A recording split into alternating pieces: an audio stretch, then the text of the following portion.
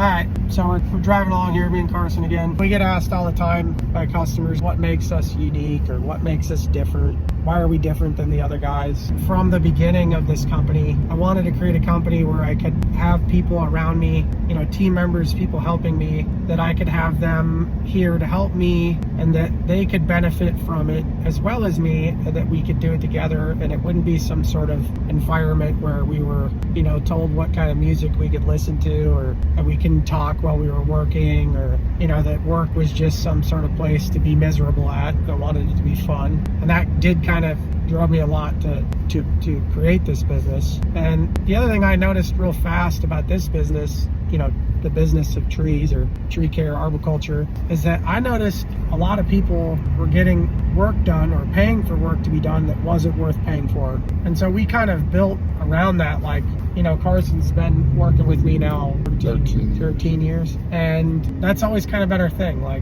We want to provide a value for someone that's worth paying for. And when you really think about that, people say, I want this is what I want. And it's like, yeah, but if you don't really understand what it is that you're asking for, really know everything about it, maybe that isn't what you want. And it's really hard to get people to see that in arboriculture, to understand that. When you're meeting with a customer, they say, I want this big branch removed. And you say, why? Well, because I don't like the way it looks. And if we say, well, that's not really a very good reason, they don't like that answer very much. But it's like, well, you got to ask more questions then, right? So I'm like, well, what are your other goals with your trees? Well, I want them to be safe and I want them to live a long time. And it's like, okay, well, now that you told me that, if I cut that branch off, it doesn't do any of those things for you. It makes it less and it reduces the tree's lifespan. So we spent a lot of time, trying to always do what was best for our customers, not necessarily what they wanted. I think it takes a really ethical person to go to an estimate, a lead that you had to pay to get the lead, and tell them they don't need it, and then you walk away and you didn't sell anything,